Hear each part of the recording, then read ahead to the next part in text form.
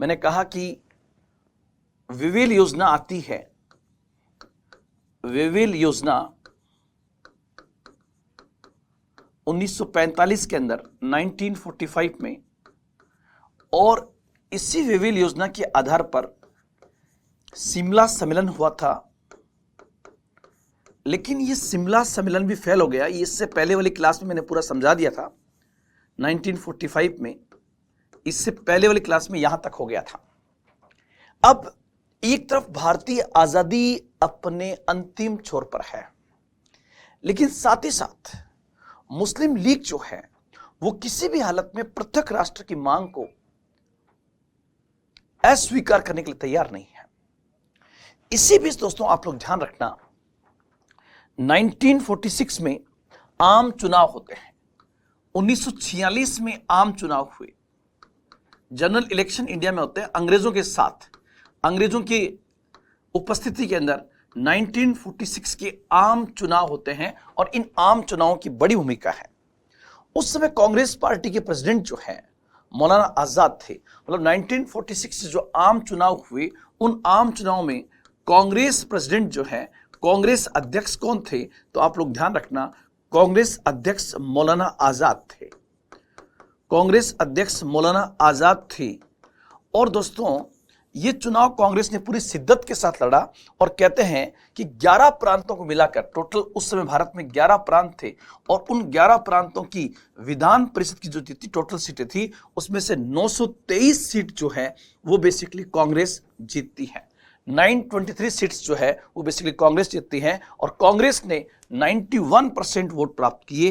कांग्रेस ने जो गैर मुस्लिम सीटें थी, मतलब रिजर्वेशन के अलावा जो गैर मुस्लिम सीटें थी, उस गैर मुस्लिम सीटों का 91% पार्ट कांग्रेस प्राप्त करती है। लेकिन दूसरी ओर मुस्लिम लीग ने यह पूरा चुनाव जो है पाकिस्तान के नाम पे लड़ा था। आपको बता दूं कि मुस्लिम लीग ने पूरा चुनाव जो है ये बेसिकली उसने पाकिस्तान के नाम पे लड़ा था, और उसको भी कमाल का वोट प्राप्त हुआ कि उसको टोटल मुस्लिम वोट का 86.6%, लगभग 87% मुस्लिम लीग को प्राप्त हुआ। 86.6%, मतलब ये 86.6% कितना है? मुस्लिम वोट्स का, मुस्लिम्स का जो वोट था उसका 86.6% मुस्लिम लीग को प्राप्त हुआ। मतलब मुस्लिम लीग जो है वो एक बहुत बड़ी पार्टी बन गई, और टोटल जो रिजर्व सीट थी 492 सीटें आरक्षित थी, उस 492 सीटों में से 425 सीट, 492 रिजर्व सीट थी, उसमें से 425 सीट जो है वो बेसिकली मुस्लिम लीग को प्राप्त होती है।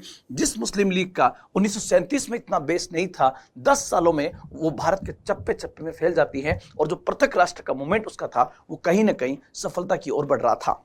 यह हमारे लिए एक दुख का विषय था, हमारे लिए एक चिंता का विषय था कि हमारा जो वोटिंग था उसका ध्रुवीकरण हो रहा था, क्योंकि भारत में धार्मिक आधार पर इस प्रकार से ध्रुवीकरण नहीं होना चाहिए था। ये एक ऐसे देश के लिए खतरनाक था जो नए रूप में उद्भव हो रहा था, जिसका नया उदय हो रहा था।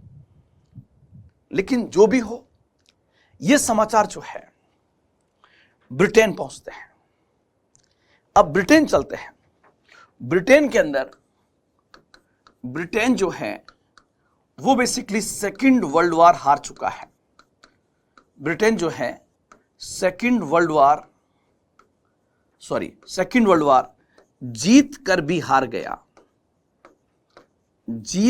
हार गया। इसका मतलब होगा दोस्तों कि सेकंड वर्ल्ड वॉर ब्रिटेन ने जीत तो लिया, लेकिन इसको जीतने में उसको इतना नुकसान हुआ कि वो अब सुपर पावर नहीं रहा। विभिन्न देशों में उसके उपनिवेश जो है वो बेसिकली आजादी की मांग कर रहे थे। 50 से अधिक कॉलोनीज उसके पास में थी, 50 से अधिक कॉलोनीज ब्रिटेन के पास में थी, और वो सब के सब जो है, ये बेसिकली सब के सब जो है राष्ट्रीय आंदोलन वहां पे चल रहे थे। अब दुनिया में 2 नई सुपर पावर आ चुकी थी, एक का नाम था यूएसए और एक का नाम था यूएसएसआर। और ब्रिटेन में जो चुनाव हुए, जो इलेक्शन हुए, वहां पर ब्रिटेन में सेकेंड वर्ल्ड वॉर के बाद जो इलेक्शन हुए, उस इलेक्शन में कंजर्वेटिव पार्टी हार गई, और लेबर पार्टी चुनाव जीत जाती है और लेबर पार्टी का एटली जो है वो बेसिकली ब्रिटेन का प्रधानमंत्री बन जाता है। लेबर पार्टी का एटली जो था वो ब्रिटिश पीएम बन जाता है। तो आप लोग ध्यान रखना, इस समय ब्रिटेन का पीएम जो है वो बेसिकली एटली था। अब दोस्तों यहां से आगे बढ़ते हैं और आगे बढ़े तो पहला पॉइंट आएगा कि एटली जो है समाधान निकालना चाहता था भारत का। इसलिए ब्रिटिश प्रधानमंत्री एटली क्या करता है, अपने 3 कैबिनेट मंत्रियों को भारत भेजता है। उसी मिशन को कैबिनेट मिशन कहते हैं। आप लोग ध्यान रखना, भारत में एक मिशन आएगा, उस मिशन को इतिहास में कैबिनेट मिशन के नाम से जाना जाता है। यह मिशन बेसिकली मार्च 1946 में इंडिया में आता है, मार्च 1946 में, और ब्रिटिश सरकार के 3 कैबिनेट मंत्री इंडिया में आते हैं। ब्रिटिश सरकार के 3 कैबिनेट मंत्री इंडिया में आते हैं और इनको भेजने वाला था ब्रिटिश प्रधानमंत्री एटली। ये जो 3 कैबिनेट मंत्री कौन कौन थे उनका नाम आपको जानना जरूरी है। Number 1 sir Stafford Cripps. आपको पता है क्रिप्स दूसरी बार इंडिया में आ रहा है, सर स्टेफर्ड क्रिप्स। और चूंकि अब तो क्रिप्स की सरकार बन चुकी है, ये उस समय व्यापार बोर्ड का अध्यक्ष था ब्रिटेन के अंदर, ये भारत में आता है। व्यापार बोर्ड का अध्यक्ष था कौन, तो आप कहोगे सर स्टेफर्ड क्रिप्स। नंबर 2 जो है लॉर्ड पैथिक लॉरेंस।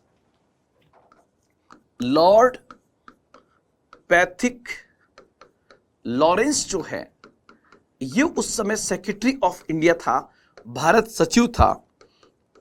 इसलिए इन तीनों में सबसे इंपॉर्टेंट जो होगा वो यही होगा, लॉर्ड पैथिक लॉरेंस। और तीसरा था एवी अलेक्जेंडर। एवी अलेक्जेंडर जो है ये भारत में आता है।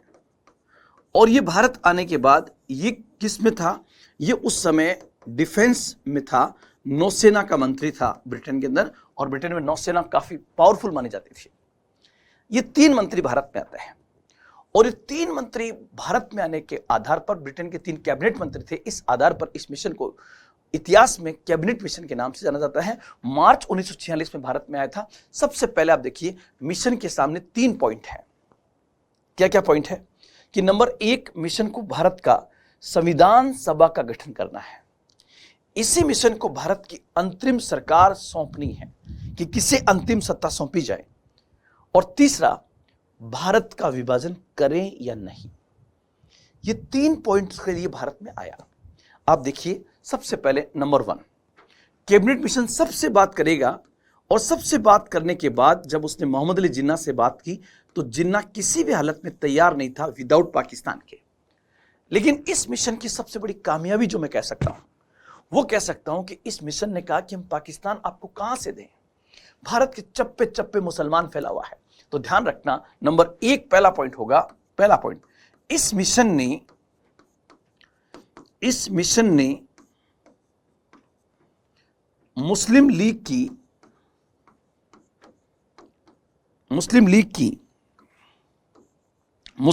की पृथक राष्ट्र की मांग अस्वीकार कर दी। पृथक राष्ट्र की मांग अस्वीकार कर दी। बहुत अच्छा point. Reject of the demand of separate nation, पृथक राष्ट्र की मांग को ही अस्वीकार कर दिया। पहला बिंदु यह होगा। दूसरा पॉइंट दोस्तों आप लोग ध्यान रखना, सेकंड पॉइंट क्या होगा कि इस मिशन ने, पहली बात तो मुस्लिम लीग की पृथक राष्ट्र की मांग को इसने अस्वीकार कर दिया। दूसरा, इसने स्पष्ट रूप से कहा कि भारत में संविधान सभा का गठन होगा और उस संविधान सभा में टोटल 389 मेंबर होंगे। तो पूरी तरह से संविधान सभा का गठन किस में बात आई थी, इसी के अंदर। और संविधान सभा में जिस पार्टी का बहुमत होगा उसकी अंतरिम सरकार बनेगी। यह प्रोविजन भी यहां पर कह दिया गया, अंतरिम सरकार का। और यही था जिसने स्पष्ट रूप से कहा कि भारतीय संघ की स्थापना की जाएगी, भारतीय संघ की स्थापना की जाएगी। लेकिन इसने क्या किया, जाते जाते ब्रिटिश भारतीय प्रांतों को 3 भागों में बांट दिया था, समूह फर्स्ट, समूह सेकंड और समूह थर्ड, और नीचे लिख दिया कि कोई भी 2 समूह एकजुट हो सकते हैं। कुल मिला के आप लोग ध्यान रखना कि वो कौन सा मिशन था जिसने प्रत्येक राष्ट्र की मांग को अस्वीकार कर दिया। तो आपका आएगा कैबिनेट मिशन। किसके आधार पर संविधान सभा का गठन भारत में हुआ? तो कैबिनेट मिशन। अंतरिम सरकार किसके आधार बनी? Cabinet mission. और भारतीय संघ की स्थापना का प्रोविजन कहां पर था? कैबिनेट मिशन के अंदर। ध्यान रखना ये मिशन जो था काफी हद तक स्वीकार योग्य था, लेकिन कांग्रेस की मीटिंग हुई और कांग्रेस ने कहा कि इसमें जो भारतीय संघ है उसमें संघ के बजाय राज्यों को शक्ति अधिक दी गई है, इसलिए हम इसको स्वीकार नहीं करते हैं। मतलब पाकिस्तान की मीटिंग में कैबिनेट मिशन को अस्वीकार कर दिया। तुरंत मुस्लिम लीग की मीटिंग हुई और मुस्लिम लीग ने कहा हमें स्वीकार है। अब इसके बाद वापस कांग्रेस की बैठक हुई और कहा कि भाई आप कब तक मना करते रहोगे? तो ध्यान रखना दोस्तों, वापस कांग्रेस की मीटिंग हुई और कांग्रेस ने कहा हमें स्वीकार है। जब कांग्रेस ने कह दिया स्वीकार है दूसरी बार में, तो दूसरी बार में मुस्लिम लीग ने कहा दिया हमें अस्वीकार है। कुल मिला के आप लोग ध्यान रखना, मुस्लिम लीग ने अस्वीकार कर दिया, कांग्रेस ने स्वीकार कर लिया। इस कैबिनेट मिशन के आधार पर भारत में संविधान सभा का गठन हुआ और उस संविधान सभा में 389 में से 208 सीटें कांग्रेस ने प्राप्त की। इसलिए 2 सितंबर 1946 को जो अंतरिम सरकार बनने वाली थी, उस अंतरिम सरकार में पूरी तरह से बहुमत था कांग्रेस के पास में। लेकिन उससे पहले मोहम्मद अली जिन्ना ने मुस्लिम लीग के माध्यम से यह घोषणा कर दी कि 2 सितंबर को अगर कांग्रेस सरकार बनाती है तो हम 16 अगस्त को प्रत्यक्ष दिवस कार्रवाई बनाएंगे, प्रत्यक्ष कार्रवाई दिवस करेंगे, डायरेक्ट एक्शन होगा। भारत में सांप्रदायिक दंगे बढ़ने लगे। 19 सांप्रदायिक दंगों के बीच 2 सितंबर 1946 को जवाहरलाल नेहरू के नेतृत्व में अंतरिम सरकार भी बन जाती है। उस अंतरिम सरकार में मुस्लिम लीग को साथ लेने के लिए टोटल 14 मेंबर थे। उस 14 में से 5 सीटें जो है वो मुस्लिम लीग को देते हैं, लेकिन फिर भी मुस्लिम लीग स्वीकार नहीं करती है। बाद में 1946 के अंत में जाके मुस्लिम लीग उस सरकार में शामिल होती है। अब भारत जैसा उपनिवेश अंग्रेजों के लिए बहुत भारी पड़ गया था। अंग्रेजों ने जो बीज बोए उसका परिणाम उनको भी दिखाई दे रहा था कि हमने 1909 में जो सांप्रदायिक निर्वाचन प्रणाली लेके आए थे उसको वो हमें परेशान कर रही है। अब एटली क्या करता है? परेशान हो गया भारत पॉइंट से, और एटली ने अपने एक खासम खास व्यक्ति को भारत भेजने का प्रयास किया। उस खासम खास व्यक्ति को इतिहास में माउंटबेटन के नाम से जाना जाता है। तो एटली जो प्रधानमंत्री था वो माउंटबेटन से कहता है कि आप ऐसे जाओ और ऐसे आओ कि दुनिया को यह न लगे कि देखो अंग्रेज भारत छोड़कर भाग रहे हैं। मतलब एटली ने माउंटबेटन को भारत भेजा, समझा के भेजा, और यह भी कहा कि आपको 30 जून 1948 से पहले पहले ब्रिटिश सत्ता को भारत छोड़ देना है। मतलब डेडलाइन भी फिक्स कर दी, 30 जून 1948 से पहले पहले। अब माउंटबेटन इंडिया में जाता है। माउंटबेटन जो है ये इंडिया आता है, माउंटबेटन इंडिया आता है, और माउंटबेटन इंडिया आने के बाद सबसे पहले ये एक प्लान पेश करता है, क्योंकि ये भारतीय नेताओं से मिलता, और जितने नेताओं से मिला मोहम्मद अली जिन्ना ने कहा कि मुझे पृथक राष्ट्र चाहिए। रियासतों के राजा ने कहा कि जैसे हैं वैसे सही है। तो वो एक प्लान प्रेजेंट करता है, इसको हम कहते हैं बाल्कन प्लान। उस समय अंतरिम सरकार में गृह मंत्री सरदार पटेल थे और मेनन साहब उनके गृह सचिव थे। यदि बाल्कन प्लान के तहत भारत का विभाजन होता तो भारत एक देश ना होकर एक महाद्वीप होता, क्योंकि बाल्कन प्लान में यह था कि जो जहां से भारत मांगे उसको वहां से, जो जहां से देश मांगे उसको वहां से देश दे दिया जाए। लेकिन मेनन साहब के और सरदार पटेल के कहने पर इस प्लान को लाने से पहले ही इतिहास से दफन कर दिया गया। मतलब ये प्लान एग्जिस्टेंस में आया ही नहीं। अगर ये प्लान आता तो जिस प्रकार फर्स्ट वर्ल्ड वॉर के बाद यूरोप में छोटी छोटी संस्कृतियों के आधार पर देश बनाए गए, ठीक वैसे ही भारत में अनेक देश बन जाते हैं। लेकिन सरदार पटेल का भला हो कि उन्होंने इसको आने नहीं दिया और ये प्लान दफन हो गया। इसके बाद अंतिम रूप से माउंटबेटन एक योजना तैयार करता है। उस योजना को इतिहास में माउंटबेटन योजना के नाम से जाना जाता है। उसी को इतिहास में हम कहते हैं माउंटबेटन योजना। माउंटबेटन प्लान के नाम से उसको हम जानते हैं, माउंटबेटन योजना। ध्यान रखना दोस्तों, यह योजना कब आती है? यह योजना 3 जून 1947 को यह प्लान आता है। ध्यान रखना, इस प्लान को 3 जून योजना भी कहते हैं और इसी प्लान को डिकी बर्ड प्लान भी कहते हैं। इसके 2 नाम हैं, माउंटबेटन योजना भी कहते हैं और इसी को डिकी बर्ड प्लान के नाम से भी जाना जाता है। माउंटबेटन योजना ये भारत संबंधी अंतिम योजना थी। अब आपको सर इस योजना में क्या था? नंबर 1 इसमें कहा गया संविधान सभा के बारे में, संविधान सभा के बारे में। नंबर 2 इसने पंजाब के बारे में क्या कहा? नंबर 3 इसने सिंध के बारे में क्या कहा? नंबर 4 इसने बंगाल के बारे में क्या कहा?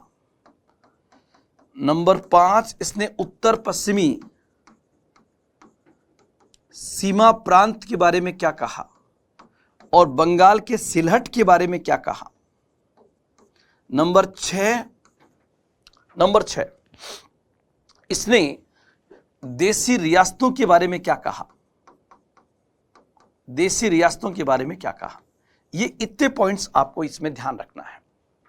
अब सबसे पहले एक एक पॉइंट को हम क्लियर करें। माउंटबेटन को यह लग गया था कि भारत का विभाजन तो होगा, क्योंकि भारत विभाजन को रोकने के जितने प्रयास किए वो सब विफल हो चुके थे। भारत में सांप्रदायिकता अपने चरम पर थी। साथ ही साथ हम सरदार पटेल के उस स्टेटमेंट को भी सुन सकते हैं जिन्होंने कहा कि कटा फटा ही सही लेकिन स्वस्थ भारत चाहिए। मतलब भारतीय नेता भी अंदर ही अंदर ही मानने लग गए थे कि भारत का विभाजन तो होगा, क्योंकि अब सांप्रदायिकता जहर की तरह फैल चुकी थी। इसलिए जिन अंगों में फैले उसको काट देना जरूरी था। इसलिए दोस्तों आप लोग देखिए, सबसे पहले क्या कहा कि हमारी संविधान सभा का गठन तो 1946 में हो गया था। 1946 में संविधान सभा बन चुकी है। अब संविधान सभा का क्या करेंगे अगर भारत का विभाजन होता है तो इस मिशन ने बहुत बेहतरीन बात कही और इन्होंने कहा कि संविधान सभा अपना काम करती रहेगी। संविधान सभा अपना काम करती रहेगी और जिस क्षेत्र के लोग इसे स्वीकार नहीं करेंगे वहां पर यह लागू नहीं होगी। तो पहली बात तो इस मिशन ने संविधान सभा के काम को नहीं रोका, बल्कि यह कहा कि संविधान सभा अपना काम करती रहेगी, जिस क्षेत्र के लोग इसे पसंद नहीं करेंगे वहां पर लागू नहीं होगा। पहला पॉइंट।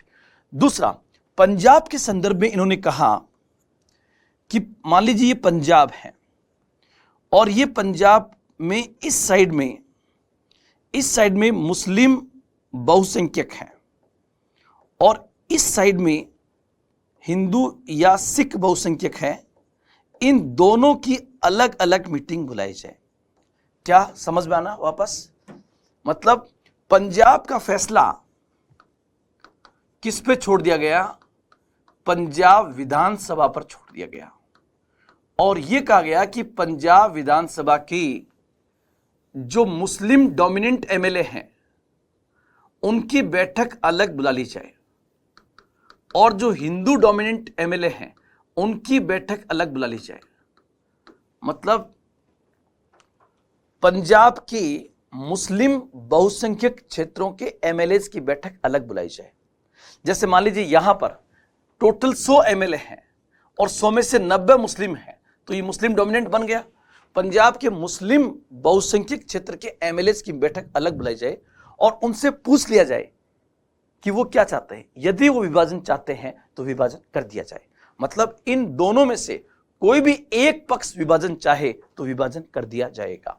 ठीक इसी प्रकार सिंध का फैसला भी सिंध विधानसभा पर छोड़ दिया गया कि सिंध की विधानसभा फैसला करेगी और आपको पता है सिंध की विधानसभा ने पृथक राष्ट्र के पक्ष में अपना वोट दिया था। इसी प्रकार कहा गया कि बंगाल की मुस्लिम डोमिनेंट एमएलएज और हिंदू डोमिनेंट एमएलएज की अलग अलग मीटिंग बुलाई जाए और कोई भी एक पक्ष यदि विभाजन चाहे तो विभाजन कर दिया जाए।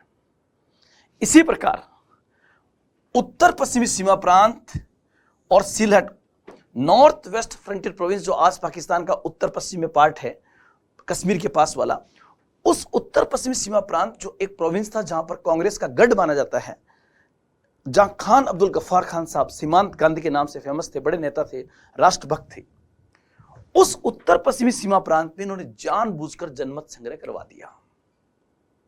यहां पर अगर विधानसभा की वोटिंग होती तो यह पार्ट हमारे पास में होता, लेकिन यहां पर दो क्षेत्र जहां पर जनमत संग्रह हुआ, उत्तर पश्चिमी सीमा प्रांत और सिलहट, और यहां पर जनमत संग्रह जो हुआ, उस जनमत संग्रह में आप लोग ध्यान रखना, इस रेफरेंडम के अंदर, इस जनमत संग्रह में इन्होंने पाकिस्तान के पक्ष में वोटिंग कर दी। अर्थात खान अब्दुल गफ्फार खान कहते हैं कि हम राष्ट्रभक्त हैं, हमारे साथ धोखा हुआ है, कांग्रेसियों तुमने धोखा किया। उत्तर पश्चिमी सीमा प्रांत जहां के बड़े कांग्रेसी नेता थे खान अब्दुल गफ्फार खान साहब, उनका प्रांत पाकिस्तान में चला गया, वो बहुत रोए। तो यहां पर जनमत संग्रह हुआ था और देसी रियासतों का अधिकार, देसी रियासतों की संप्रभुता उनके राजाओं के पास में थी, इसलिए राजाओं को यह अधिकार दिया गया कि वो तय कर ले कि वे भारत के किस भाग के साथ जाएंगे, वे भारत के किस भाग के साथ जाएंगे, ये उनको तय करना है। इस प्रकार रियासतों के भविष्य का फैसला भी तय कर दिया गया। बस कमी यह थी कि यहां पर रियासतों को अनिवार्य नहीं किया गया कि उन्हें किसके साथ जाना है, इसलिए कश्मीर, जूनागढ़, हैदराबाद जैसी रियासतों का विवाद पैदा हुआ।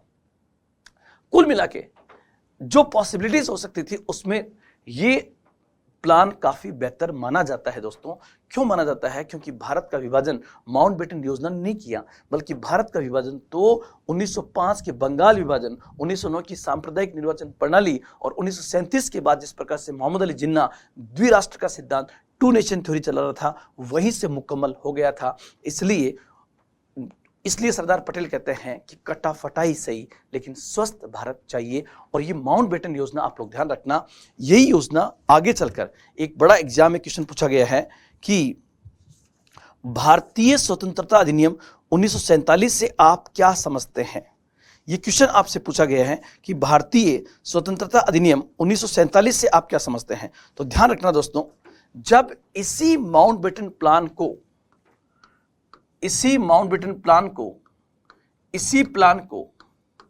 18 जुलाई 1947 को ब्रिटिश संसद ने पास कर दिया। ब्रिटिश संसद द्वारा इसको पास कर दिया गया। जब इसको पास कर दिया गया तो इसी को हम कहते हैं भारतीय स्वतंत्रता अधिनियम 1947। भारतीय स्वतंत्रता अधिनियम 1947, इंडियन इंडिपेंडेंस एक्ट 1947, ये भारत संबंधी अंतिम कानून था जो ब्रिटिश संसद ने पास किया था। 18 जुलाई 1947 को इस एक्ट को पास कर दिया गया था और इसके द्वारा दो कानून बनने थे। इसके द्वारा दो देश बनने थे जिनका नाम था भारत और पाकिस्तान। और आप लोगों को अचंभा हो कि जब 1947 में भारत के दो हिस्से हुए तो उनको दर्जा जो शुरुआत में दिया गया वो डोमिनियन स्टेटस का था। वो था नहीं बल्कि मांगा गया था कि जब तक भारत में हम संविधान तैयार नहीं कर लेते हैं तब तक माउंटबेटन या अंग्रेज भारत में रहे। ये एक फॉर्मेलिटी थी दोस्तों। और फिर आपको पता है हमारा जब संविधान तैयार हो गया तो उस संविधान के अंदर अल्पसंख्यकों को मौलिक अधिकार प्रदान किया गया था। आप कहोगे सर इस बीच गांधी कहाँ है? तो इन बिटवीन आप लोग ध्यान रखना कि एक तो हम जब व्यक्तित्व पढ़ेंगे तो सुभाष चंद्र बोस, आजाद हिंद फौज और आईएनए, इनको एक क्लास में अलग से लेंगे, तो वो मैंने पूरा उसमें ले लूंगा व्यक्तित्व के अंदर। साथ ही साथ हम जो अलग अलग पर्सनैलिटीज है उसकी क्लास हम अलग अलग तरीके से करेंगे तो वहां पे कवर हो जाएगा। गांधी देखिए, जिस समय भारत आजाद हो रहा था उस समय गांधी जी जो है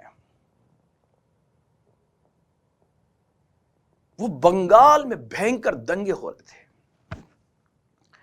गांधी जी बंगाल के दंगों को रुकवाने के लिए खुद वहां पर जाते हैं और नो आखली नामक जगह पर वो डेरा डाल के बैठ जाते हैं कि कोई भी जो हिंदू को मारेगा वो पहले मुझे मारेगा, कोई भी जो मुसलमान को मारेगा वो पहले मुझे मारेगा।